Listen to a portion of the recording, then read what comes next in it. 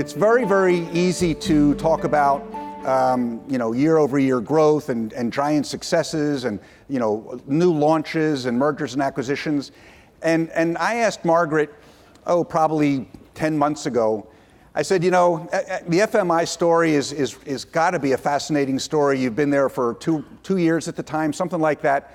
And would you please give us a little bit of a behind-the-scenes background on what happened to a great legacy show, 100 years old plus? And believe it or not, she said yes. So Mark Baum and Margaret Court, thank you very much.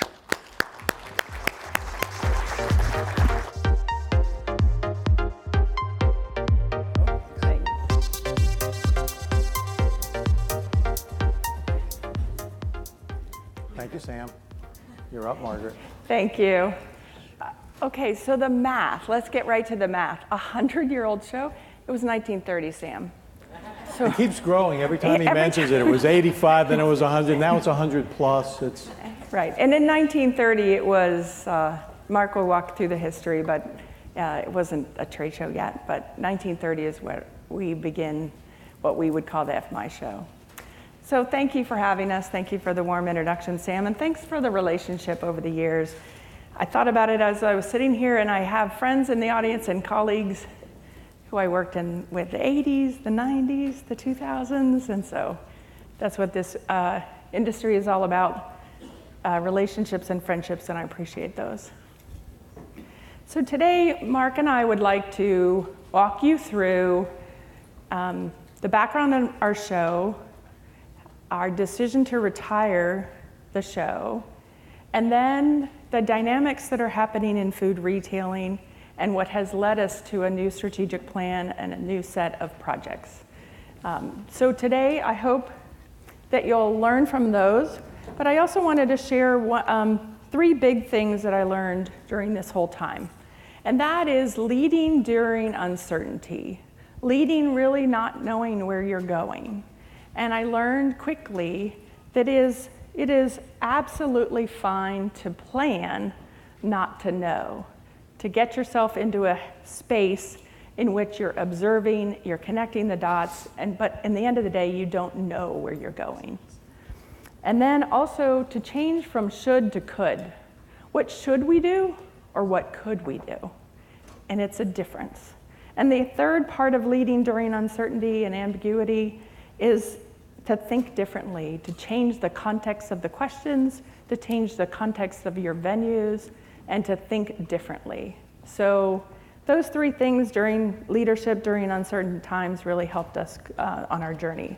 So I'll turn it over to Mark, where he'll give you the history of the FMI show. Thanks, Margaret. So Margaret's going to tell our story. She's really going to tell the story for those of you in this room about what happened with the FMI show, its evolution, and what led us to make this really sort of bold, brave decision to take this iconic event and turn it into something else, to actually retire it in favor of doing new things. I'm just really here to add some color and some texture to all of that. Most of you in this room, I saw the stats earlier, most of you in this room are either with associations, in event management in some role, or you're with the independents. I would just call that corporate myself, or you're with one of the suppliers that's supporting all of that. And I think my role here today is to just connect the dots between the events themselves and the macro and the micro forces in either the industries or the professions that you serve that are having this direct and indelible impact on your business. And it goes beyond your events per se, but it manifests itself directly in those events. So I would encourage those of you who are in the event planning, design, or execution part of your businesses to share this with your colleagues on the commercial side of the business. Your colleagues who are responsible for understanding the dynamics of the marketplace that are having this impact on trade associations and corporate event planners. So just a little history. No, Sam, it's not 100 plus years old, but it's pretty old. Anyway, right? 86 years, going back to sort of the progenitors to FMI, the Supermarketing Institute, and the National Association of Food Chains had an event. FMI came together in 1977, and really those were the halcyon days of the FMI show as it was known at that time. You can see in the picture there, and I'm sort of judging by the lapels, it was the late 70s or so. That was really, really an exciting time. So I've only been with FMI for about 4 years, but I went to my first FMI convention in 1978, so just after the merger was formed. So I've watched this thing evolve over a long time. You can see the iconic Pillsbury Doughboy there in the aisle. This was a time when large companies really ruled. Okay, you had the Pillsbury Doughboy, you had the Jolly Green Giant, you had Elsie the Cow. Who could go to the FMI show and not stop by the Ralston Purina booth and play with all the puppies that were there? It was also held over Mother's Day weekend, so it was always in May, always in Chicago, always at McCormick. So we used to say the FMI show was for those people who never celebrated Mother's Day, because we never got to go for Mother's Day. But you can imagine the Hallmark booth was really popular over that weekend. So that was the show. It was big, it was bold. We took up several buildings during the McCormick expansion. We moved into those buildings. And back at that time, FMI had probably 150 plus employees, a good chunk of whom were dedicated to the design and the execution of this event. And things changed over time, and we're going to talk about how those things changed. But importantly, we embarked on a new strategy back in 2012 and 13. I was actually in consulting at the time, was part of the team that advised FMI, that created the strategic plan in 2013. Then I did the one thing a good consultant should never do. I actually signed up for the execution of the plan. And not long after that, I decided it would be a great time, given the central pillar of this plan was FMI Connect, which was the rebranding of the show, to get together with my old friend Margaret. What she didn't tell you was we worked together over 25 years ago at the National Food Brokers Association. So we were able to convince her to come over, and she's going to start telling you the story about how we rebranded into FMI Connect and what happened next. All right, so fast forward from 1930 to 2014. I arrived in October of 2014. The show was FMI Connect. It had gone through some times where it was moved cities, had been every other year, but it had been rebranded.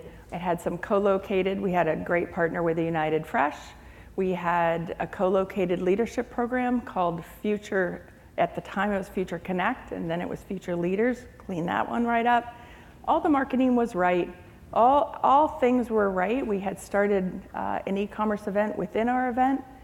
I had been brought to the table for show strategy. So I looked at that and said, okay, I've been part of a great team with Karen and Dan at Consumer Electronics when we were able to grow. Then I was at the biotechnology industry organizations where we had the Bio International Convention. I was able to be part of a team where we did 25,000 30-minute meetings over the course of the show days. I felt like I could go to FMI, and if I did it for the third time, then it was a career, right?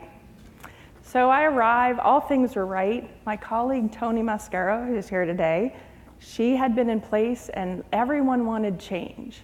Everything was about, let's do this show right and let's change. So the branding was right, the event elements were right, the city was right, the dates were just fine. We just didn't have the density. We could sell small booths, the big booths were gone. We could sell the small booths, the buying teams were consolidating. It just wasn't happening, that they weren't using the show for a buying show.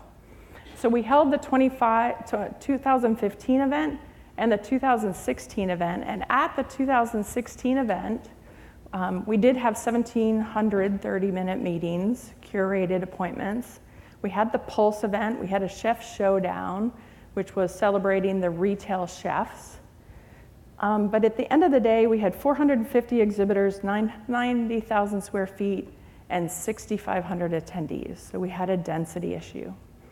At the 2016 June event, our board of directors recommitted to a strategic plan with the center pillar being invest in the show, keep revamping FMI Connect so it works for the marketplace. So we had the leadership behind us. In my mind, we had all the event elements, but we did have a density issue. So what we did is over the summer, even though we had a direction strategically with our plan of continue to invest in the show, over the summer, the staff, we looked at metrics and Tony and I's office at the time were next to each other, and we just kept on looking at each other saying, we have a responsibility to make sure that we look at all scenarios. And so we put together a deck, put together a September leadership call, and the deck had different scenarios. We were still in the black, and we just put together the deck in a way that put together a thoughtful conversation. So our executive committee got on the call in September. It was a Thursday, and the conversation was extremely businesslike, but the motion to retire the show happened, and it was unanimously voted on. We hung up from that call, and the 5 staff people in the room had so much emotion on their face. And I spoke first because I wanted a plan. And I realized everyone in the room had 20 to 30 years on the show, and I had 2. So everyone looked at me, and I said, how about this? Let's go home, everybody have a stiff drink. Let's come back and tomorrow and we'll make a plan.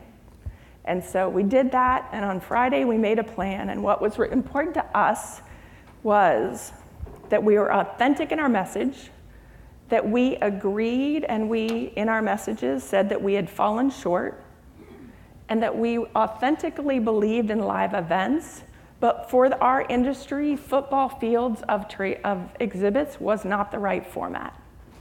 And so we crafted our retirement message, which we rolled out on that Wednesday, where we focused on the fact that we believe in live events, that we had fallen short with this precise formula of an event, and that we were going to be bold and nimble in what we do next.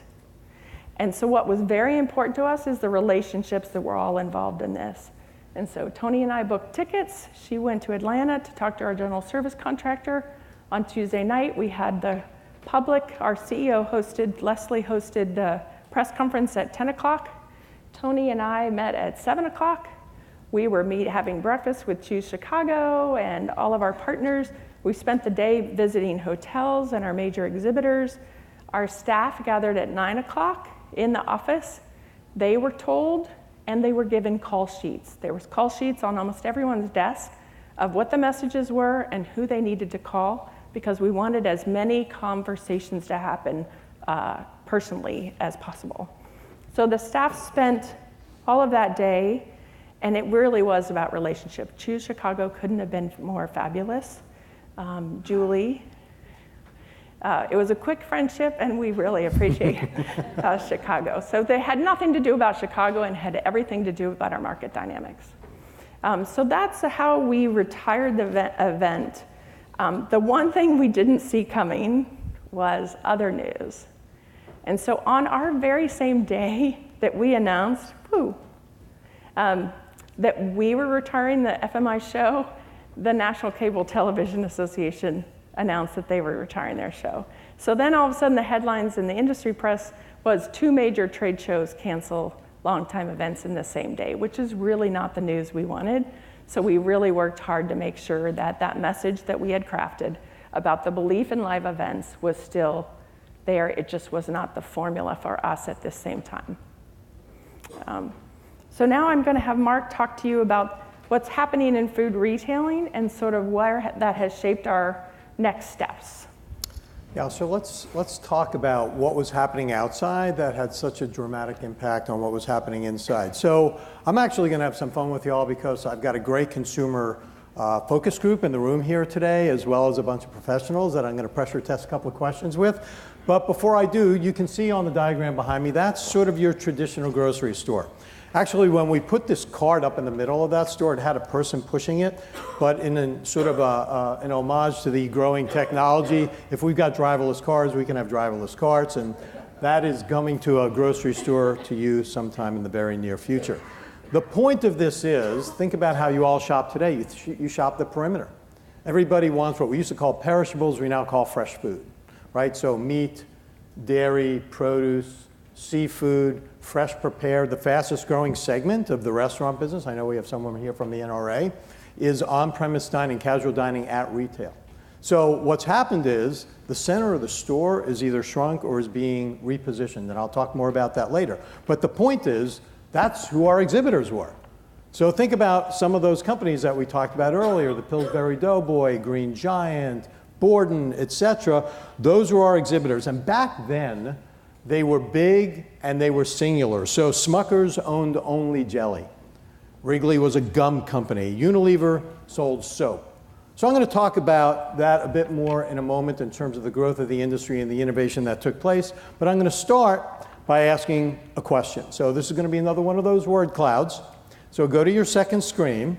And the question is, what was the most successful major food innovation in the last 20 years? And you can write in anything.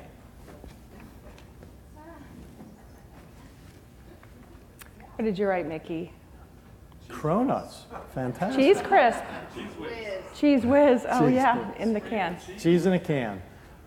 This is great. Home delivery, organic, interesting. So a lot of services, a lot of migration into some of these emerging categories, organic, natural, specialty, bottled water. Ethnic, bottled Craft water. beer. So I won't dwell on it too much, but this is great. We go through this debate all the time, and we're all consumers, but you know what the answer is?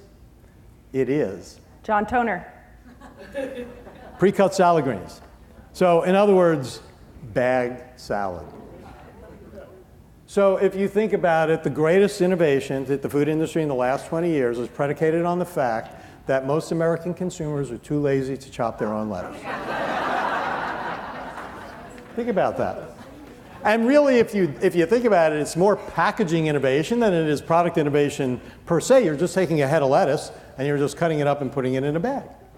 But having said that, it also fetches about 3 times the margin, which is not a bad way to be. So innovation has been hard to come by for these very large companies, right? As recently as yesterday, there was an article in the Wall Street Journal about the churn of large cap consumer packaged goods companies CEOs, 16 over the last 2 years and counting.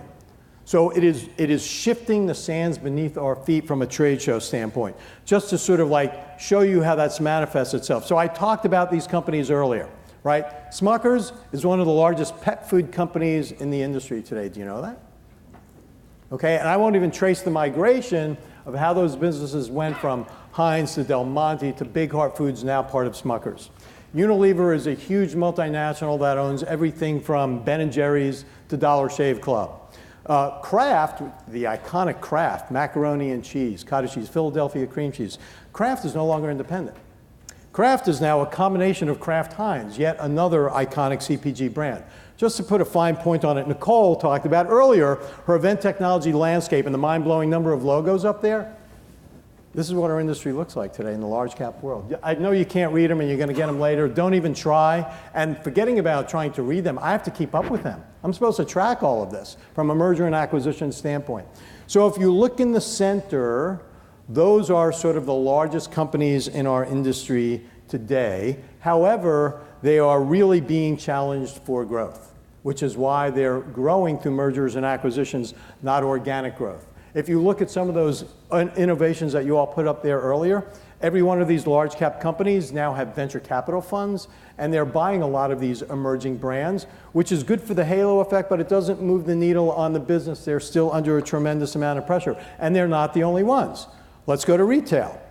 So if you look, you see Ahold, you see Delhaize, you see Giant, Stop and Shop, you also see Kroger, Harris Teeter, Safeway. All of these companies were independent before.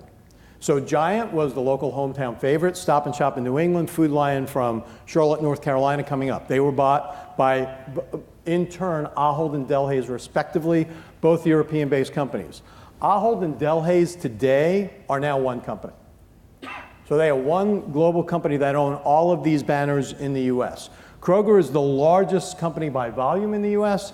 Your local mid-Atlantic favorite chain, Harris Teeter, is also now owned by Kroger, and they own about 12 banners and formats around the country. So this consolidation is not unique to CPG. It's happening in retail, and that has had a tremendous impact on our membership and the way that we do our events. So let me just turn the page for just a sec and talk about what retirement means to Margaret and I. Okay. We retired the event, but sadly for us, we didn't actually get to retire. In fact, we've actually really culturally realigned our organization.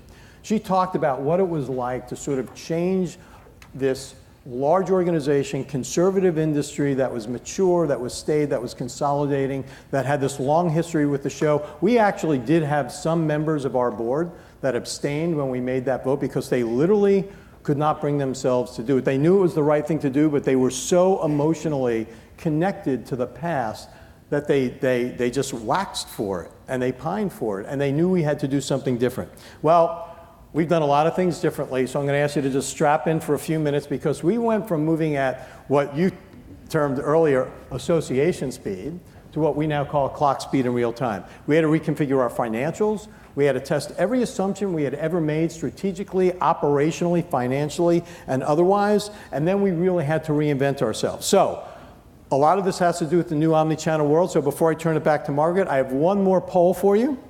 So think about your shopping behavior as consumers. As compared to just a couple of years ago, how much has your shopping pattern changed? And this is going to vary a little by geography. I know a lot of you are in Washington, but you have three options. One, nothing's changed. I don't shop for food online. I'm a traditionalist.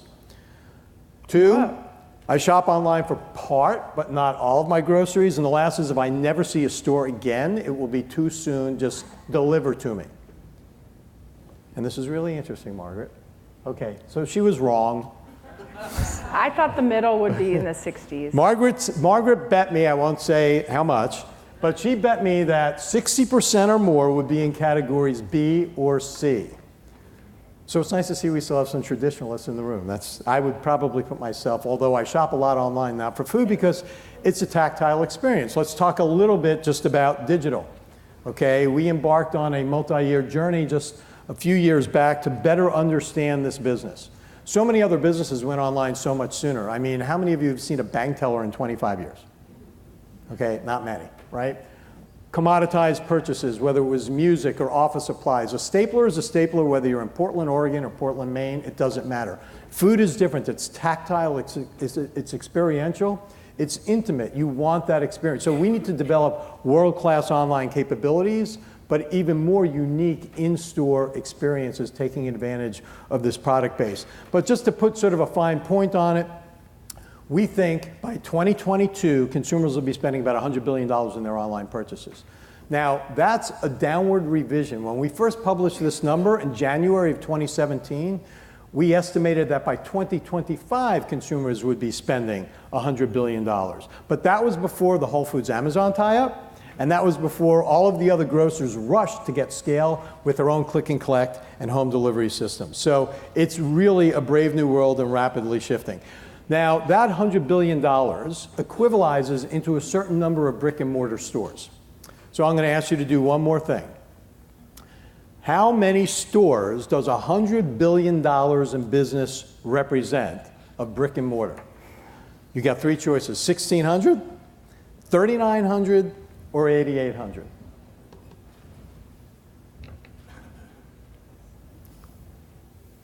Really interesting. So we'll say if we just stop there, the majority of you are right. It's 3,900 stores, which is not to say 3,900 stores are going to go away. It just means when the music stops, not everybody's going to have a chair. And it does mean for the balance that are left, things are going to change irrevocably. That center store is going to switch. You could see dark stores that go to nothing but pick and deliver systems, or you can see more fresh, pulling the perimeter in and taking the center store out. Or whoever said a store had to have 4 walls, a floor, and a ceiling anyway. So that is the world that we live in today. Just one more point. If you look at what we call the Parthenon on the left, that was our strategic plan in 2013.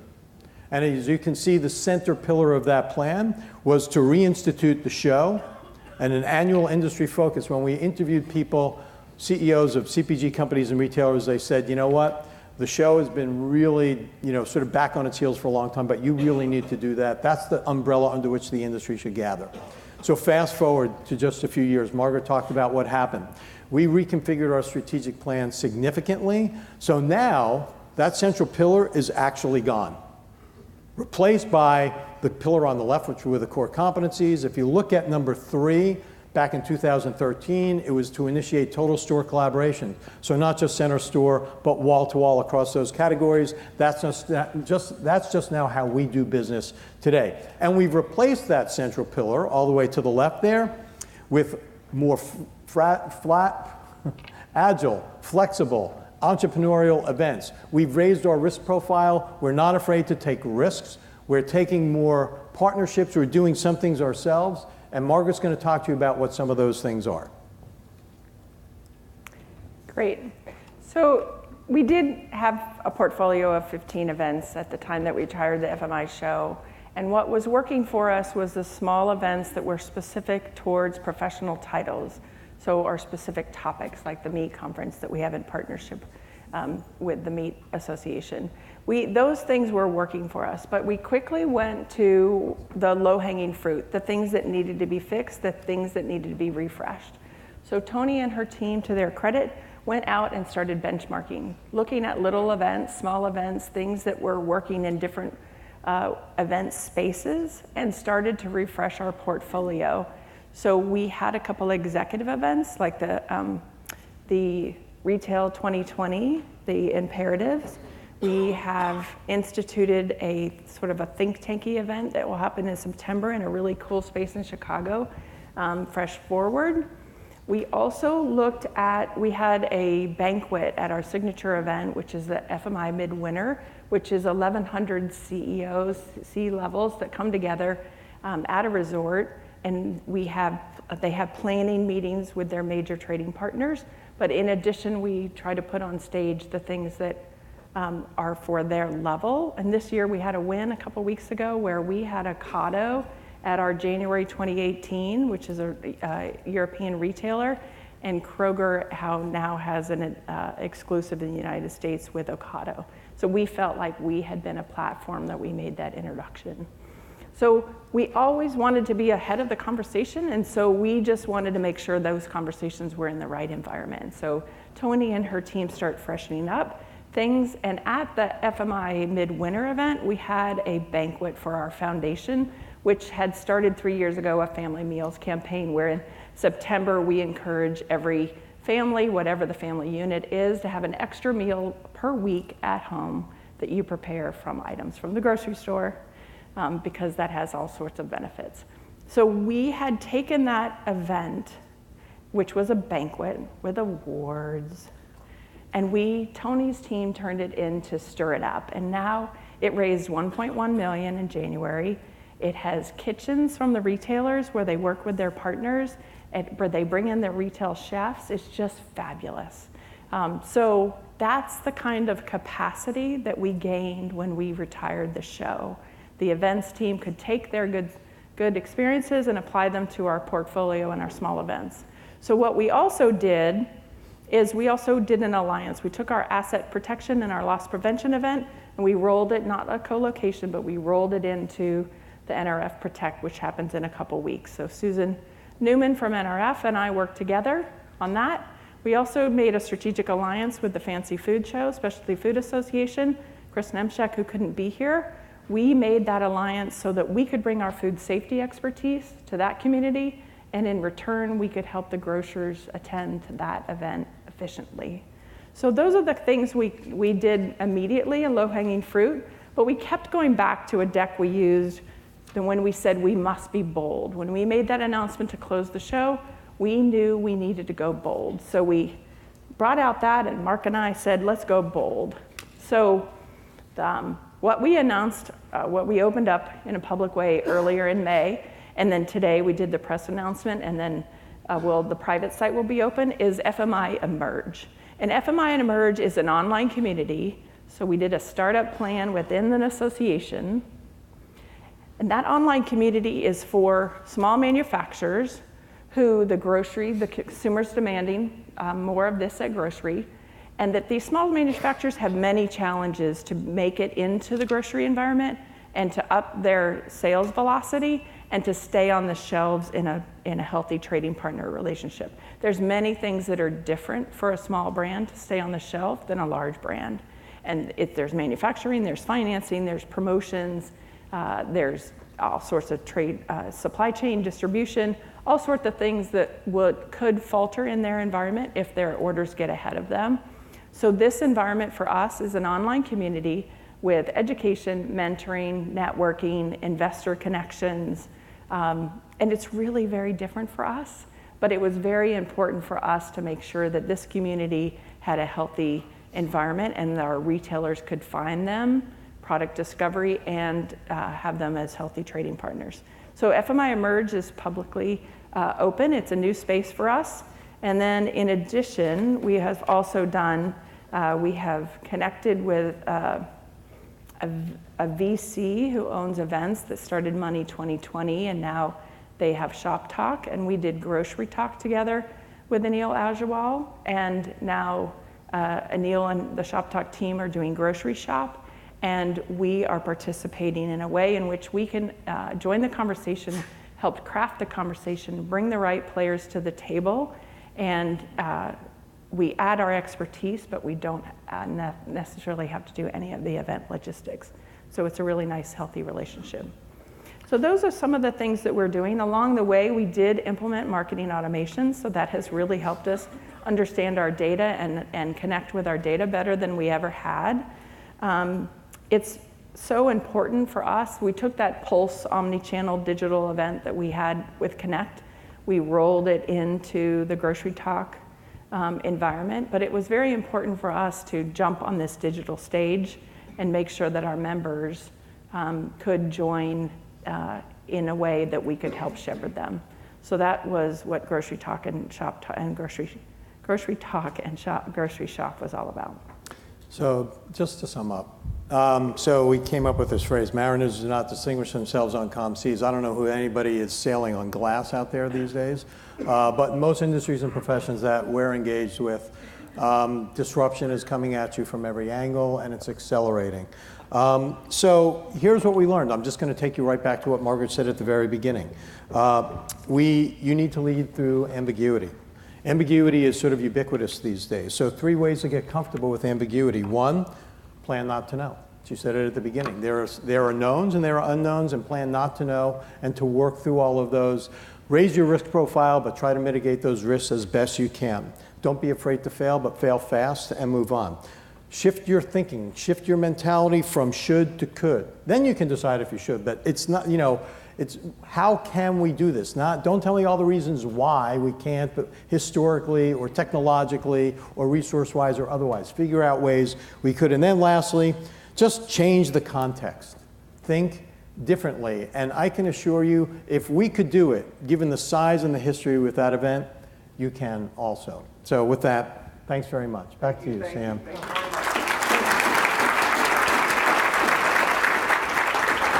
We have time for one question, and the question right there is with Vinny. In the Iconic show, have you been able to secure them, get them to participate in the revised event portfolio that you have?